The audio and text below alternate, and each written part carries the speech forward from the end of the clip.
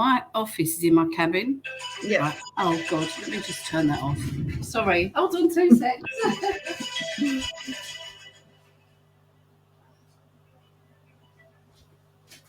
Dad, don't phone me. I'll speak to you later. Oh. Sorry about that. My phone is my dad phoning. God, and he should be watching this. This is the annoying He thing. should be. He should be. Yes. Sorry. What was I saying? Your boat. Oh, my boat. Yeah. So my office is in my cabin, but I can't get the internet, and we're doing stuff out there. So I'm in this tiny section of my living room that's sort of like is like a recess bit, but my actual living room is like the inside of a ship. It's done like a ship. Honestly, I've got this really kind of what do you call it, like an antique map that covers a whole wall. Oh wow! It is my living room is like a ship, but then I live by the beach, so exactly it needs to be thing. Yeah, mad. Yeah. You need to send me a photo because I need to see this map on your wall. Oh yeah. So because my husband does murals. That's what he does. He's an interior designer, decorator, and he puts murals. And he's done up a hotel with all these murals. It's out of this world. And I went, I want that. So he went, you can't have it. But he let me have a map on one wall. So oh, bless him. Yeah, I'll send you a picture of it. Yeah, it's better than what I've got. Mine is my desk is underneath my stairs, as you can see. But I feel a bit like Harry Potter underneath the stairs. But it's fine. One day I'll get that office. Mind you, I've got, like, honestly, it's a cabin. I've got a cabin that's my office, but it's in the summer it's fantastic, but in the winter, I have to have heat on. I can imagine. Yeah. Like, so I'm in here today. Stuff going down there. Perfect. So how's the new book going? Well, surprisingly, really well. And the thing is, it's like I didn't expect it to do that well. I just didn't have that much faith in it, but it has done really well. So I'm chuffed to bits. So I'm not surprised. Come up. Tell us about your latest novel. Do you want to go first, or shall I go first? I don't mind. So this is my latest novel. It came today. It's called The Score, and it's a follow-on to The Price.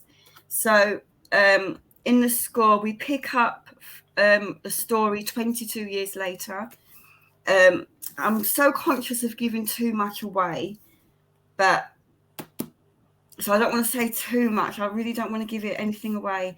But we see Fletch 22 years later, and we find out what him and his children have been getting up to. And that's it. That's all I really want to say, because I don't want to spoil it for anyone else. I'm so conscious because before people have, I've written something and no, you've put a spoiler. So I'm so conscious of it. Yeah. And other people put spoilers as well. So exactly. It's one of those things, isn't it? Yeah. So Trusted, I haven't got a book to hand of Trusted, but there's a picture of it on the screen.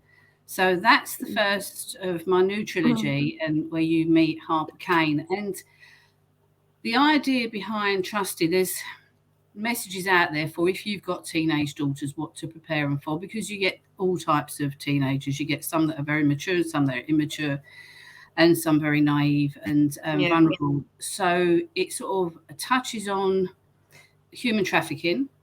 And Harper Kane is a character. She's come out of prison, but she is very, very much a family-orientated woman, and she will literally do anything for her family. And she's got like a built-in mechanism that makes her that way. But she gets caught up in human trafficking, and that's all I'll say about the book. But she's a character that you will love. I love her. I want to be her. I think she's pretty ballsy. So that's the first book. But it doesn't end on a cliffhanger, because I don't tend to write books that end on a cliffhanger. So if you just want to read it as a standalone, you can. But I will be bringing out part 2 early next year. So that's Harper Kane and Trusted. And you get to meet her mum, who's a character, and her sisters. So they're all very, very different.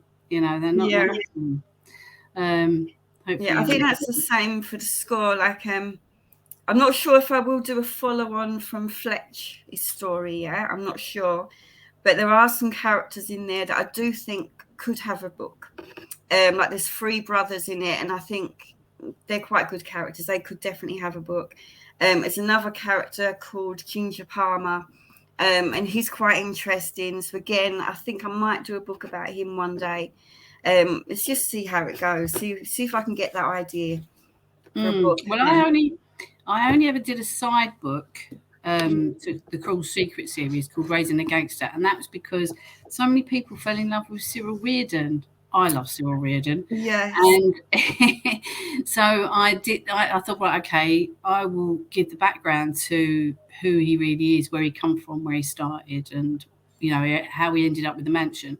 So yeah, that's the one character that I decided to do, and that's a standalone or a follow-on. You could read it if you've not read the others. You could read it, but it's.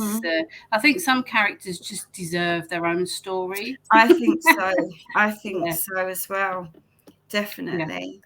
Yeah. I saw you've got a question there, Kerry. When is Trusted out in book? It's from Fiona Joseph, and she said that her hubby says it's only on Kindle. No, it's not actually, Fiona. On Amazon, it's, I think, is it $7.99? It's on Amazon as a book. Yeah. I think it is. I think I saw it. Yeah. Yeah, it was on Amazon. Did it as a special offer last week, but then it's gone back up to its normal price. So yes, it's out in book form on Amazon. Yeah. Thank you, Fiona. And Gemma Rogers asks, what are we both working on now? Oh, Gemma, darling. So I'm actually working on a children's book with my granddaughter, which will be coming out on the 1st of December. So we've written a fairy story. Well, it's a little bit more than a fairy story, but we've written a book together and drawn the pictures together. So that will be coming out on the 1st of December. And also I'm working on part 2 of Trusted. So the second book, which I haven't got a title for yet. So anybody got any good ideas? I want it to begin with T. Any like generic kind of titles? Yeah, I'm sort of stuck on that. But I think that's my hardest thing is making titles. I was useless at that. I could never ever do it. Well, I go to Daryl. Yes, Daryl's done quite a few of mine. Daryl's good for names. Daryl's great. She's good at picking out names. She likes to pick out a name, and yeah. But so yes, so that's what I'm doing. And what are you doing, Kerry? So I've just finished doing the edits, the first round of edits for Barking Boy, which has got a new title as well, Top Dog and Scorned. And I'm now working on the 4th book in that series. So yeah, I'm going to do that. And then I've written the first chapter of another book, which again, it's a bit like yours. It's going to border on that human trafficking or the sex trafficking. But I've only done the first chapter, so you know yourself, lots of things can change. Yeah.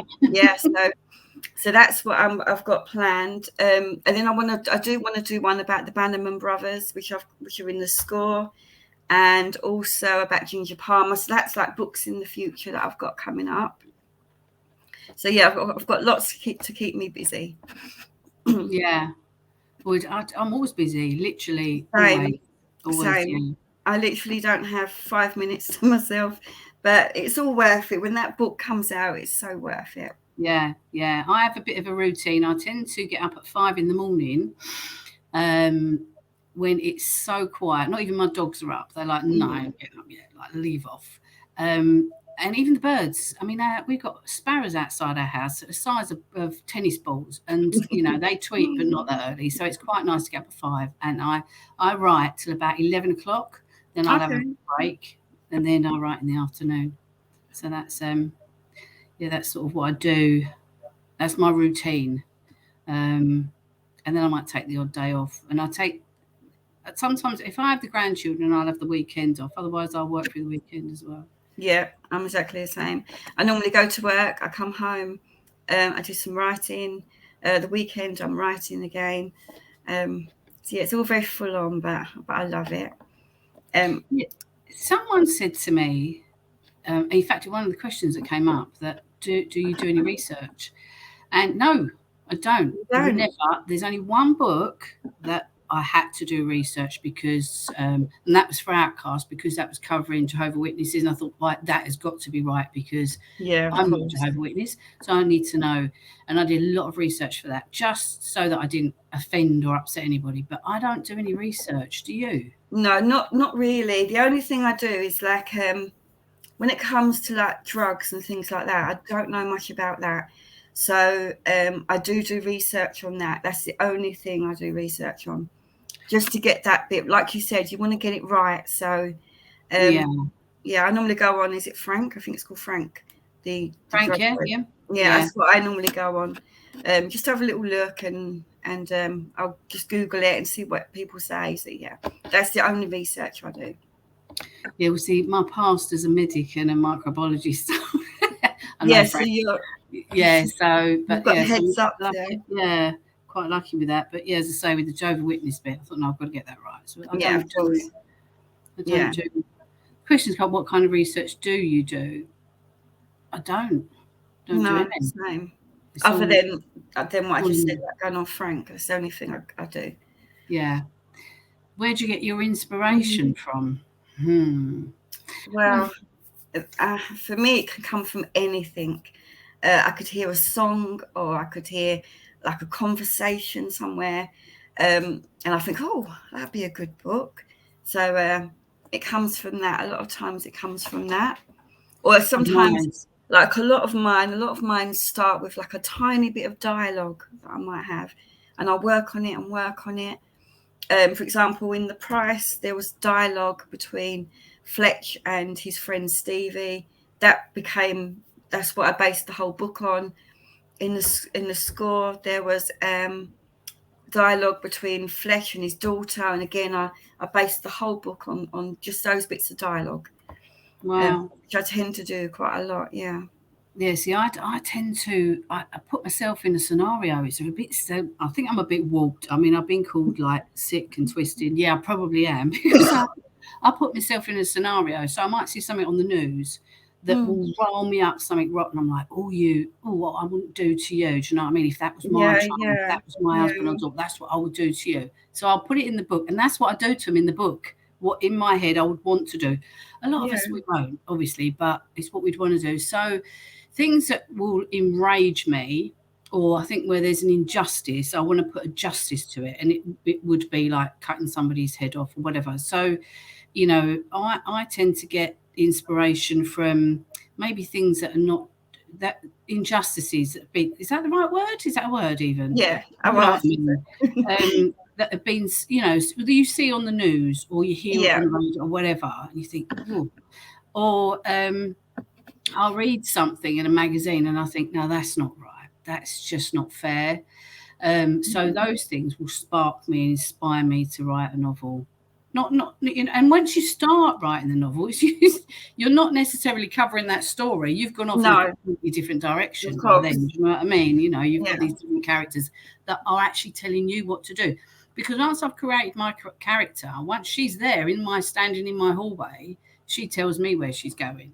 Yeah, and I think that's the best thing, is let those characters lead the story. That's what I like doing. And I think it makes it more natural and they become more real. Yeah. So, I do exactly the same. And they surprise me. I mean, I've had one of my characters fall in love with another one, and I didn't see it coming. And I put these little these hooks in there, but subconsciously. And at the end, I was like, of course she loves him. Of course she would have fallen in love with him. But I hadn't planned it at the start, so they take you on the journey, I think. Yeah, it's like in my Carter series, Jimmy Carter, who is my favourite character. He was meant to have been married with children, and the more I was writing, I was thinking, no, this doesn't feel right. And he ended up being gay, but it just shows how, from the start, how much that character changed as I was going along writing. Yeah, they do, because they kind of tell you, they're like, I wouldn't do that, I will slit his throat instead, or I wouldn't do that, you know, I mean, I will pussyfoot around. This is what they tell you. Yeah. Who's your favourite character that you've written? Mine's Jimmy Carter. I love Jimmy Carter. I think he's a nice character. Probably caught up in a world that he shouldn't have really been in. But yeah, I love him. And I love Stevie in The Price and the Score. I love him as well. He's a good character.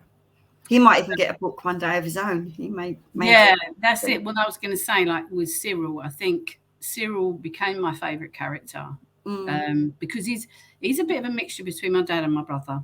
Okay. He's like a cross between the two of them, because there's couple of things that he's done that actually my dad and my brother did. So that his character come from them too. So obviously I've got a soft spot for him. Yeah, I think I like this one. I like Harper Kane. I really like her. And obviously Dolly from the Ruthless series, because she was my first protagonist, and she was just every bit of every alter ego I have. She was in Dolly. You know what I mean? She was that woman that I aspired to be in every aspect of life. Yeah, I know what you mean, because my character Danny McKay, he's based a lot on my brother.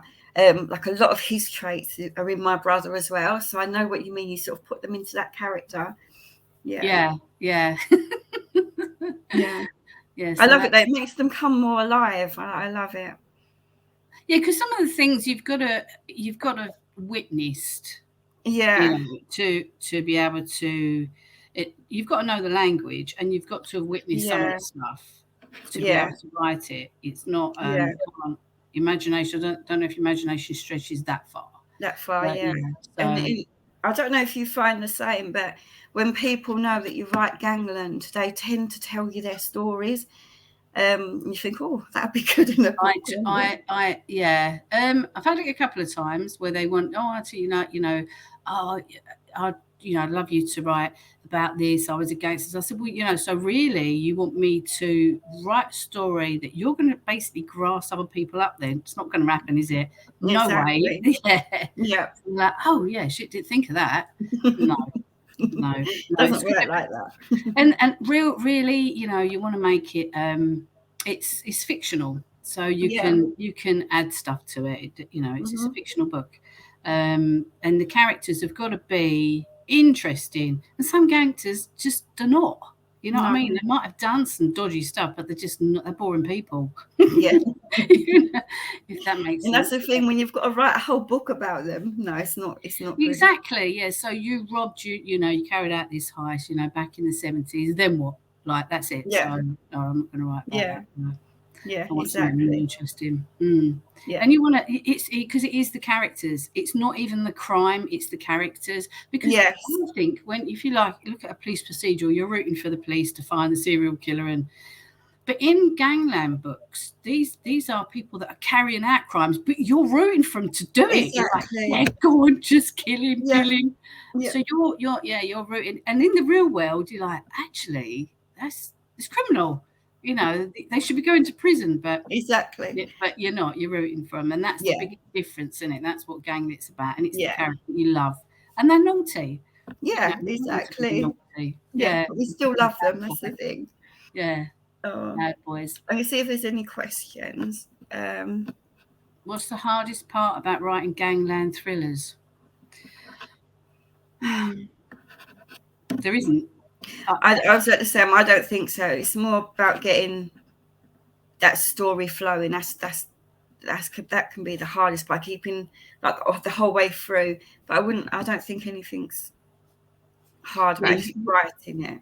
Yeah, I think. I find it the easiest. I mean, I've written psychological thrillers with Voice of Reason and Voice of Rage, but I find Gangland is just a language that I speak. People around me speak that language, so I don't find it difficult. No.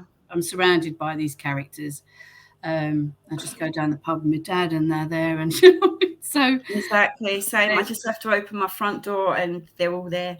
Yeah, that's it. I live where my books are based, so it's all there.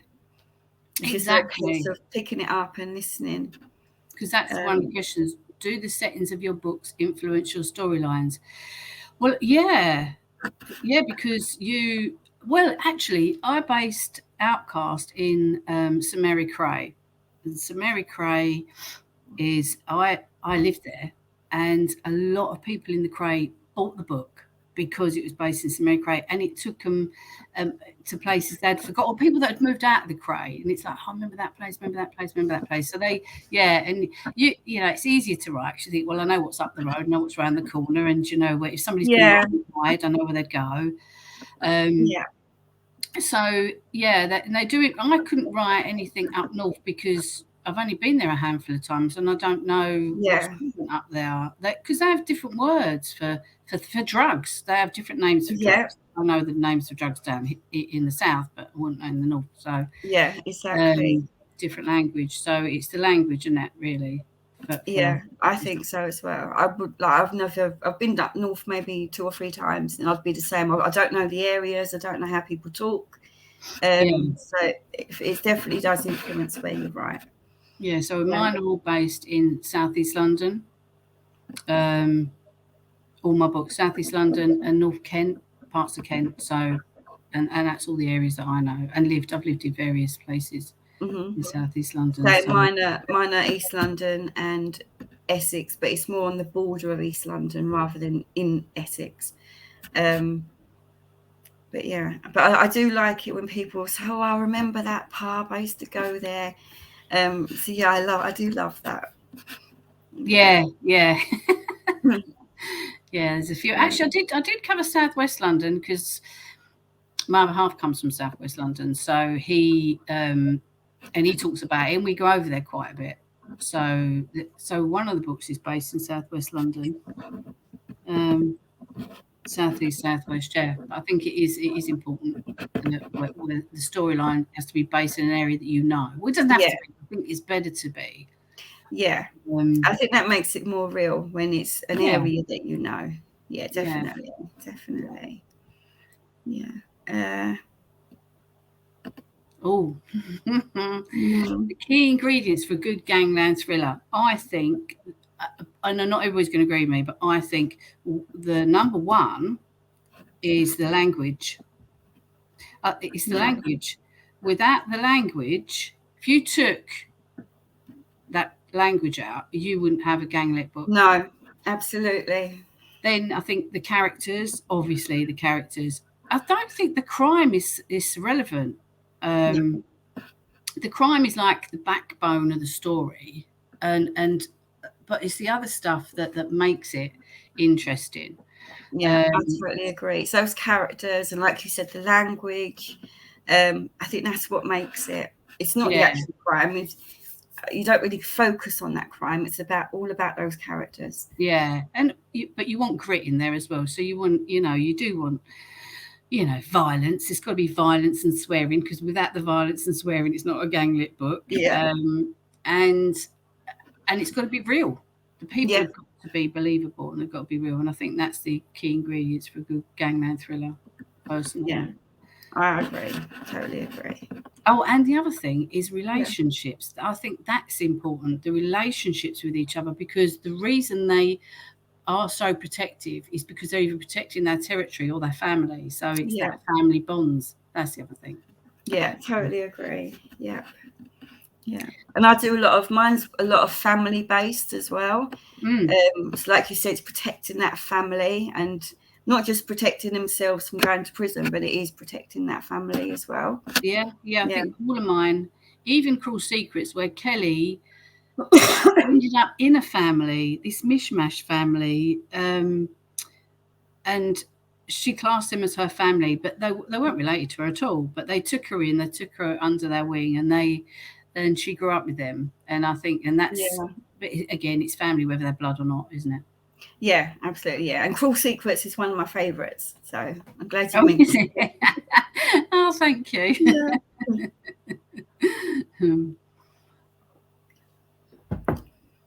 Right. Okay. Shall I answer that? Go on, you go first. So why did I decide to write in this genre? It wasn't a decision, actually. A conscious decision. So I wrote my first book how old was my daughter? I wrote it 35 years ago. And actually it was Deceit that I wrote, was my very first book. And I wrote the book. I tried to get it published. Nobody would touch it. And then I thought, I was reading a lot of books, and I thought, oh, I don't write like anybody else. My stuff's not like anybody else's book. It's ridiculous. Anyway, I moved, lost that book. Then I wrote Ruthless, tried to get that published, and people say, well, it's not really the right kind of language. Then I was on a beach, picked up a book, read the first chapter. I thought, oh my God, this is how I write. This is just how I write. But I don't remember. I don't know if it was her or not. It probably was. But at the time, I was so excited, I threw the book up in the air. I thought, I'm going to go back to writing because I write like this. This is how I write. It was the same language. That's all it was. Yeah. So I went back to, I finished Ruthless, and then I wrote Ruby's Palace because it was that language. And I thought, well, there is a book out there published in that language, so people will read it. And I just found that easy to write. I found it, that was just, so it wasn't, I didn't decide to write. That's just how I write. It was natural for me to write that way. Yeah. So, and mine was a little bit different. So I started out writing historical romance, but like in the East End, like during World War II. And the same, I tried getting it published, didn't get anywhere. This would have been about 25 years ago. And then, how long ago? About 15 years ago, I wrote Top Dog. And that started out very different in the beginning. It was more about football violence. I didn't really like it. So then I changed it to Gangland, which I loved anyway. I love that genre. And yeah, that was it. That's how it started from there. And I loved my character, Danny McKay. So I decided to write in the Carter family, just so that I could go back and add him into the next books or the previous books. And that's how it all started. Yeah. It is. I obviously, I wrote the 2 psychological thrillers, but I'm more comfortable writing Gangland. I do. It's easier. It's easier, yeah. I enjoyed writing the Voice of Reason and Voice of Rage. I really enjoyed the books because they are dark, and I like to get dark. And there is always, even with the Ganglet with Trusted, I thought, well, you can go 2 ways with that. And I decided, and it wasn't a case of playing it safe. I didn't want to give too much detail around the actual crime and the children because it's not a bit of me. No. To write, I can't. I could write the most violent piece of writing, but not when it comes to children or dogs. Dogs. You can't kill the dog. Don't kill the dog. Which is so strange because you can kill your characters, but when it comes to a dog, the world is in uproar. Yeah. Yeah, it's so strange. Yeah, and I've had a few dogs in. I've had Bear and Legend. I've had dogs in my books, but so I think there is a line. I try to. I think about how painful it would be for me to write it. And if it's too painful for me to write it, then it would be too painful for me to read it. So I don't. Yeah. But violence is not. I don't find that painful. No. At all. If it's an adult, that doesn't bother me. But yeah. When it's sort of, it's funny because I can write it, but I can't watch it on television. I'd have to walk out the room. I can't deal with it. I can sit there and write it, okay, but I can't. It's mad. It. Yeah, it's mad, really, isn't it? Yeah, really mad. But the historical novels, I found them quite easy to write because it was sort of what I write now, but without the crime aspect. So it was quite easy. So it was quite a natural sort of progression, really, to then go on to Gangland. Yeah, because that's sort of later on, not next year, but the year after. I've got some ideas for some historical Gangland, but I'm talking 100 years ago. Oh wow! Historical, 100 to 200 years ago. Historical. I mean, I live in a place where there was a lot of crime. We had the smugglers and all of that. And it's quite fascinating, actually. But the crimes. I read the minutes from a court case set in 1700 down here. It was hysterical. It's like reading a comedy. But it's real life, it was their real life.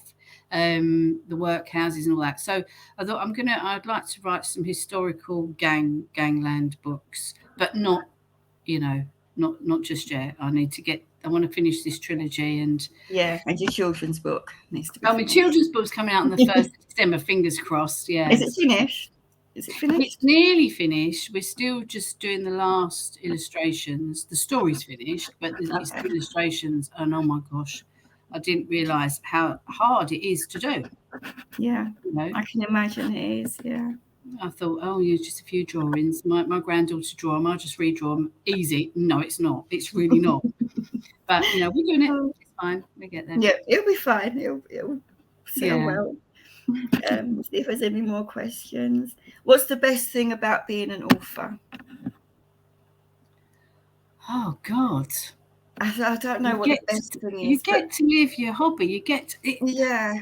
So writing for me was a hobby. I was like, I worked in the lab, and then I was a medic, and so writing was my way of relaxing, sitting down, and just going into another world, and typing away and creating a story, and it was for me relaxing.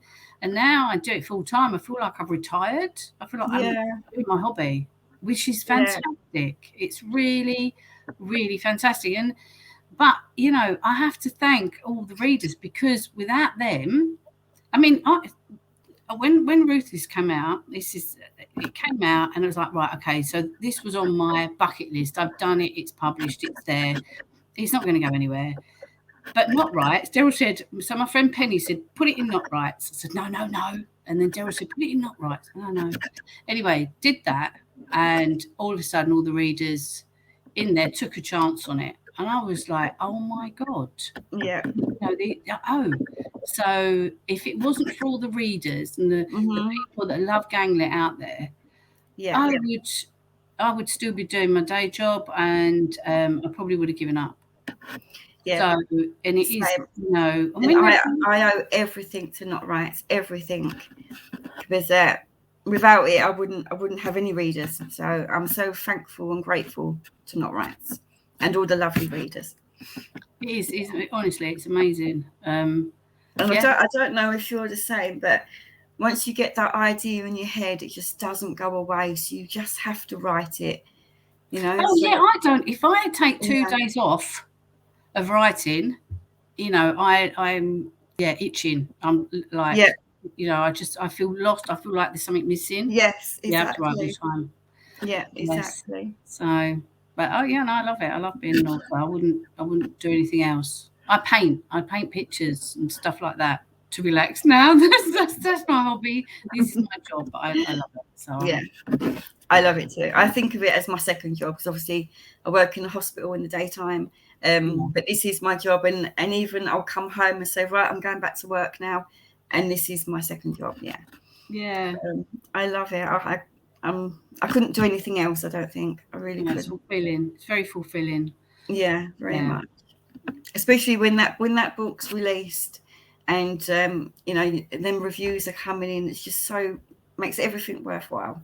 Did you see that question? If Trusty or Score converted to Netflix and you got to pick, who would you cast? Ooh. I have no idea. I'm really Tom Hardy, come on. Oh yeah. It's funny because in my book Top Dog, I found a photo of him. I've never seen this photo since. I don't know what happened to it. And he was a lot younger, and he's just leaning against this wall, and I was like, that's my Danny McKay. Danny McKay was based on Tom Hardy. Yeah, so Tom Hardy. I like Gerard Butler as well, but so do I. I was watching a film last night with him, and I thought, he's quite nice. Oh, he's gorgeous. Oh my God, yeah. So trusted her. I don't know yet. I don't know if there's an actress out there that is as sleek and yet hard, like she is. She's but she's got this really soft undertone. I'm not sure. I'm not sure. But I think Teddy in it would be Tom Hardy could play Teddy. Easy. Yeah. Lovely.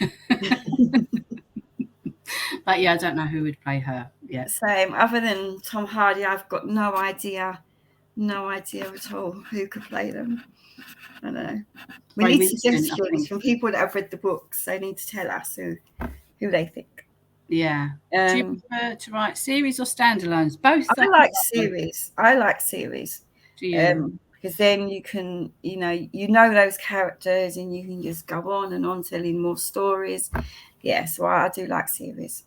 I have got one standalone, which is The Reprisal.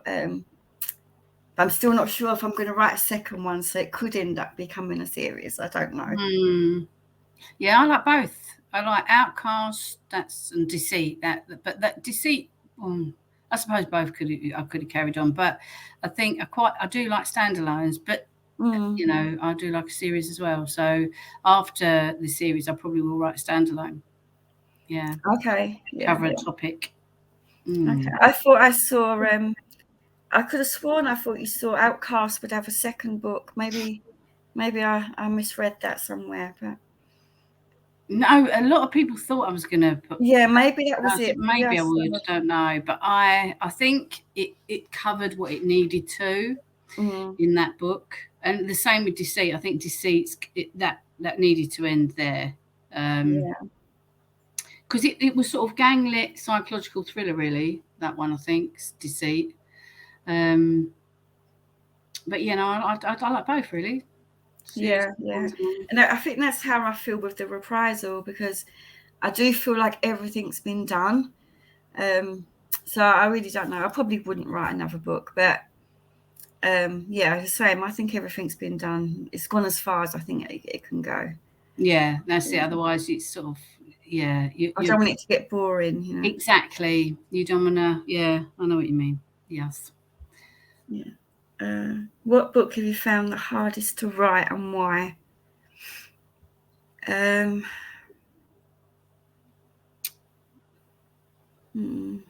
think right. Okay. So Trusted. I found that the hardest to write because there was just so much going on in my life at the time, and so much like that. When I finished the book and read through it, there's stuff in there I don't even remember writing. So, I've just got his fantastic editor anyway. So he just sorts it out for me, bless him. He's amazing. But I don't remember writing some bits of it because I had so much, there was things going on in my life at the time. So that Trusted was probably the hardest one. I do know what you mean, because when I wrote Top Dog, I was going through a marriage breakup at the time. But when I look back at that book now, it feels very different to all my other books. So I think what I was going through definitely influenced that book. Yeah. But as for the hardest book, I think probably the one I'm writing now, which is the 4th book in the Carter series, only because I do love those characters and I love the story, but I want to get it right, and it's got to be as good as the other books. Yeah. So, you're trying to be better and bigger and better. So, yeah, I think that's probably my hardest one at the moment, only because I want to do it justice. I think I think that is the trouble for me with trilogies. Each book has got to be as good as the first one. Yeah. And that's a tough one. Whereas a standalone, that is it. Yeah, exactly. I think my easiest book to write was Scorned. I just flew through that book. It was just so easy. And the score was quite easy as well. And I think that was because I knew the characters, I knew the story I wanted. So yeah, they were my easiest books. But yeah, I don't know what is I have no idea which was the easiest. I can't say really. Don't know. No, not your first book. Your first one, maybe. No, the first one I really, really, really enjoyed writing. I loved writing it. I just enjoyed it so much. Yeah, but I wouldn't. Was it the easiest? I don't know. I know that I enjoyed that the most. Yeah. It's not the one. It's my favourite book. or is it? It's one of them. It's hard. Yeah, I remember actually. You probably wouldn't remember, but I remember you just released your first book, and I remember I messaged you, and I was asking you how the process had gone, what you'd done to get published. You probably wouldn't remember, but yeah, I did. It was a long time ago now. But was it under Kerry Kaya? That's your real name? No, that's my writing. Kerry's my real name, but the Kaya is my so maybe because it was a different surname. Maybe yeah, that's what it. Yeah, because I do remember somebody asking me. Yeah, I didn't know it was you. It was me. Oh my God.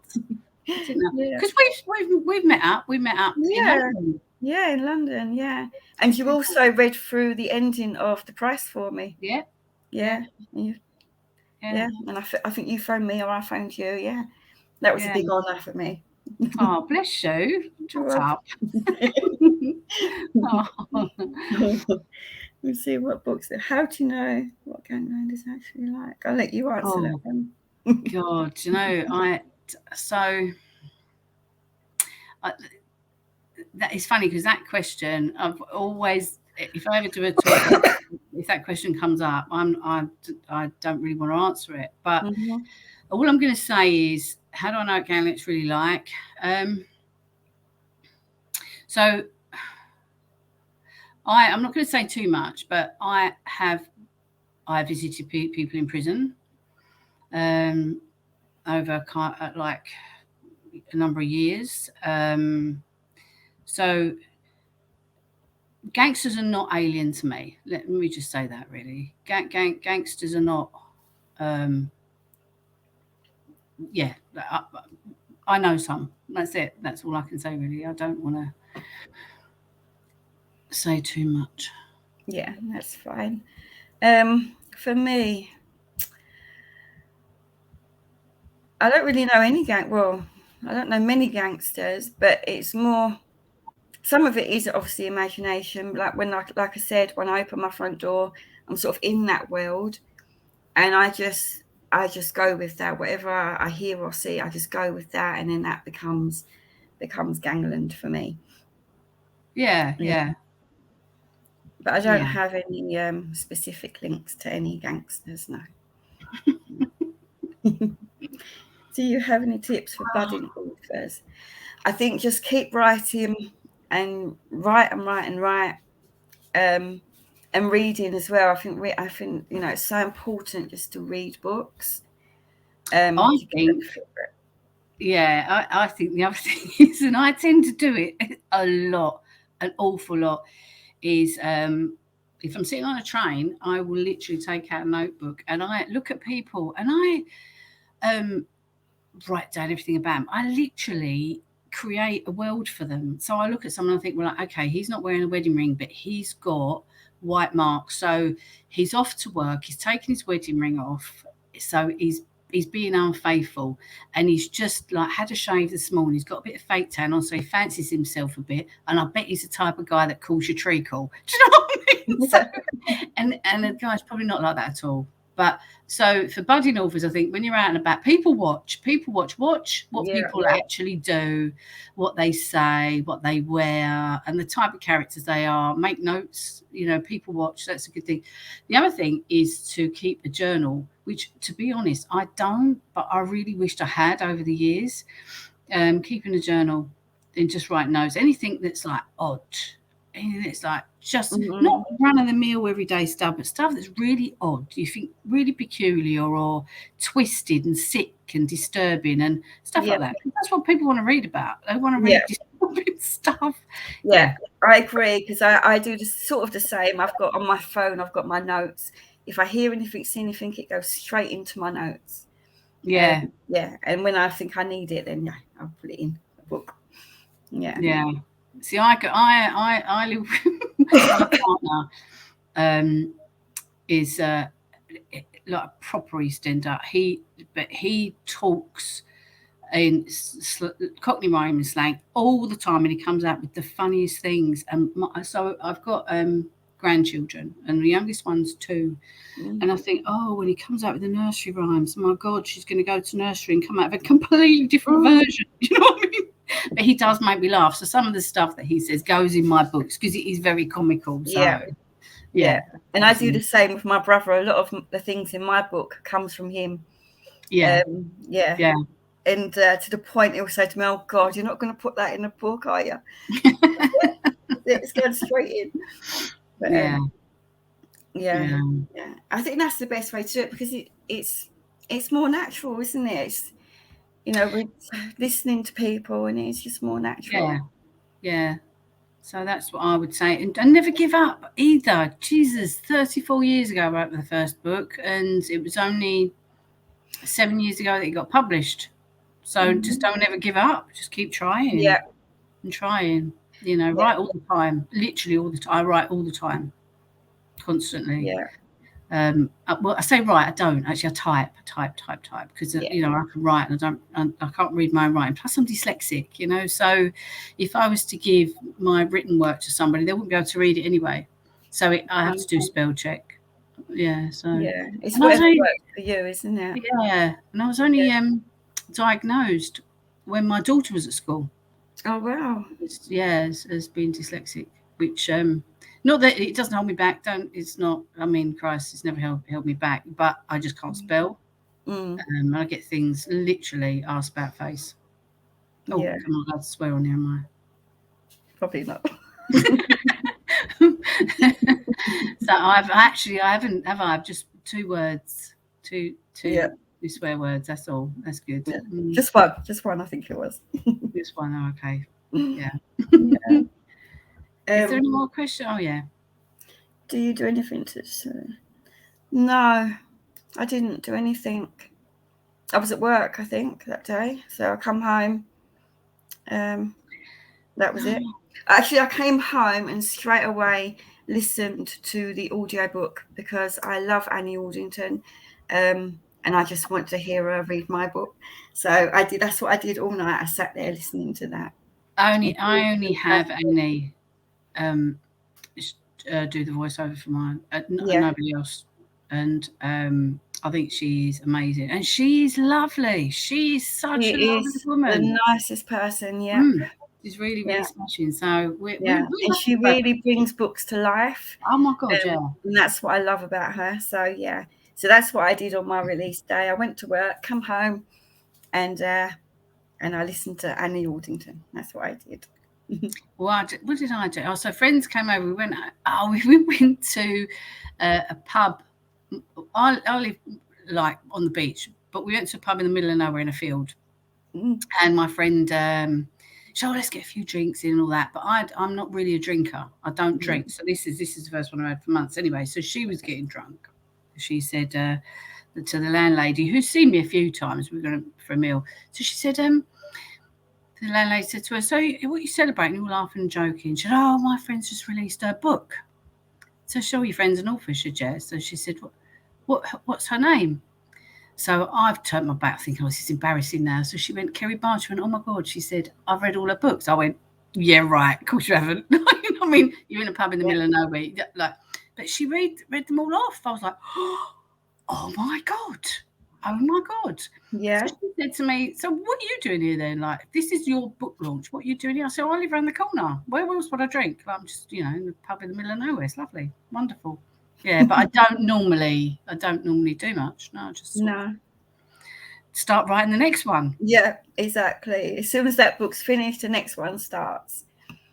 So, yeah, exactly. Oh, Fiona. Oh God, you're asking me. So, right. So I'm hoping out 2 books next year. So I'm going to finish the Trusted trilogy, but I would like to write. But I didn't want to say anything to her. But I would like to write the 3rd book, Voice of Reason series. I would like to write another one to find out what happens to Harley, because I mean I know what happens to her. I've spoke to her enough to know exactly what happens to her, but I've just got to get it down on paper. So you've had Voice of Reason, you've had Voice of Rage, and there will be another book, but I can't commit to a date yet. So, but yeah. I love Harley. Harley, my little psychopath. Lovely. But But so what? Not every psychopath is a killer, and not all killers are psychopaths. No, but you exactly. see, does it matter? So we'll see what happens to Harley. Maybe next year. There's a question from Linda. How much does the story change on the second draft? I know some of mine, they can change quite a lot. And I've just done the first round of edits for Scorned, and some things in that have changed, which now means I've got to change the book I'm writing now, which is fine. It's not a problem. I can do that. So they can change quite a lot. Mine don't. They don't change, no. No. So Deceit changed slightly. The ending changed, and my editor doesn't. What he does, he tends to give me quite a lot of options that I either go with or I don't, but they're not massive changes. They're things that I probably would have considered myself when I go through it again, if that makes sense. Yeah. So not big changes, and not like I don't change the ending or cut out a character or delete a chapter, nothing big. They're little tiny weeny bits, but that's just normal editing. So does the story change? No, not for me. No, I suppose no, it doesn't. But I know it's a thing that they can, but mine don't. Yeah. I don't know if it's so much the actual story changing, but when which book was it? It was a score. So I'd finished the edits for the price, and I realised I had 3 little boys. I'd forgotten all about them until I got the edits come through. So I had these 3 little boys, and I was thinking, right, in the score they're going to be men, they're going to want revenge. So that changed my whole story for the score. Yeah. Because you can go about that's the thing when you're writing a trilogy. Once it's out, you can't go, oh yes, I should have changed that for the next book. You can't do that. But it literally was an oh my god moment, and I actually sat back and said, oh my god, I'd forgotten these little boys. So that changed the whole story for the score. I'm glad it did, because it made more sense. My original story was quite complicated, so I was quite pleased, really. But no, I don't tend to change them. No, not the only tweaks, but not the actual story. Yeah. No. Is there a follow-up to Scorned? Yes, I'm writing it at the moment. So I think that's coming out in March, I think. February or March. I can't quite remember. But yeah, I'm writing that at the moment.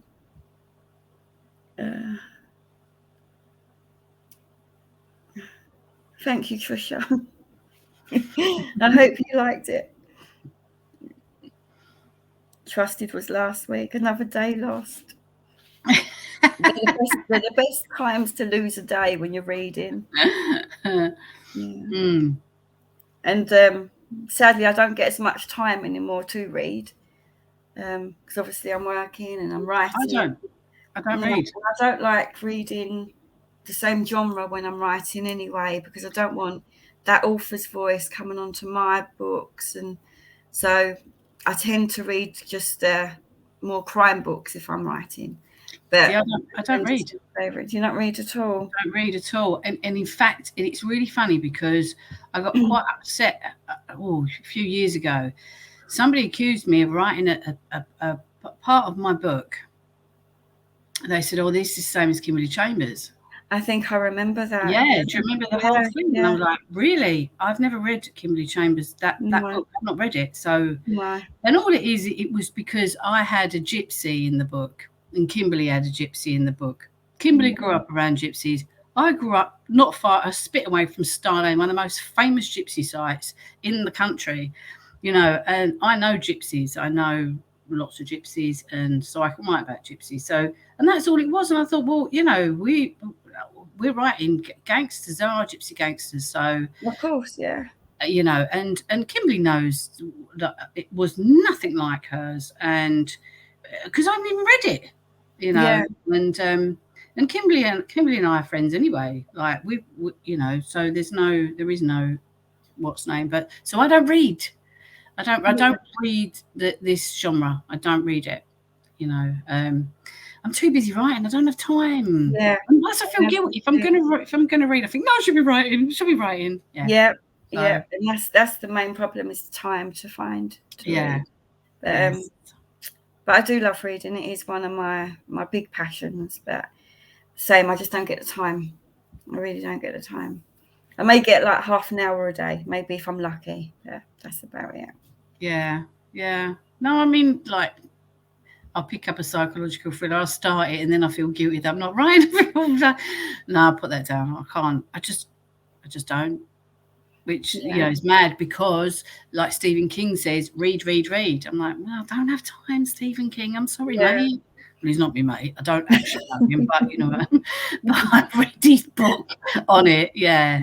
I've read all of his books up until 5 years ago. When I was a kid, I used to read Stephen King. Okay. I used to read Richard Layman. I used to love Richard Layman when I was younger. I think I've read one Stephen King. That's it. Oh yeah, I love Stephen King. See, he's like dark and twisted. I think we've got something in common. We are, yeah. We should be mates. I think we would be mates. I would go down the pub with him. I would go for a drink with him. I would go for a drink with Chris Carter as well, I think. He's So I would go. We can go. I'd love to go down the pub with JD Kirk. I love JD Kirk. And Linda LaPlante. I adore Linda LaPlante. She's so funny. She's hilarious. Yes. So they'd be my two drinking buddies. Yeah. Yeah, Stephen King, Chris Carter probably. We can go out for a drink anyway. So, you know, more dark and twisted, the better for me, I think, just to get inside their like sick and twisted minds.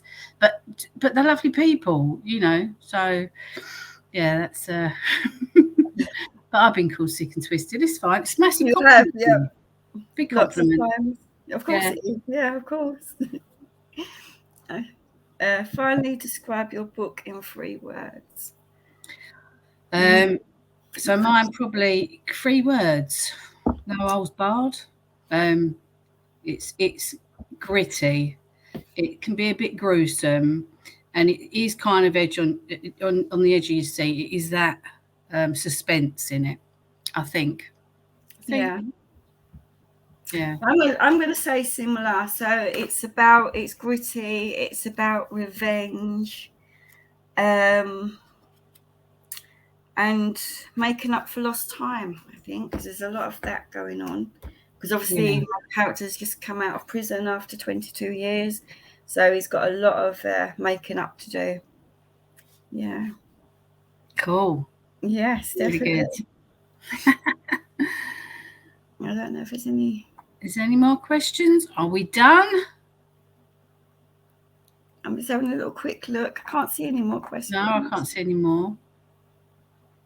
No, maybe that's it. We're done. We're done. Thanks, guys. Thanks ever so much. Thank you, everyone. And just to say again, thank you to all the readers, and again, readers of Not Rights, because without you, I wouldn't have any readers.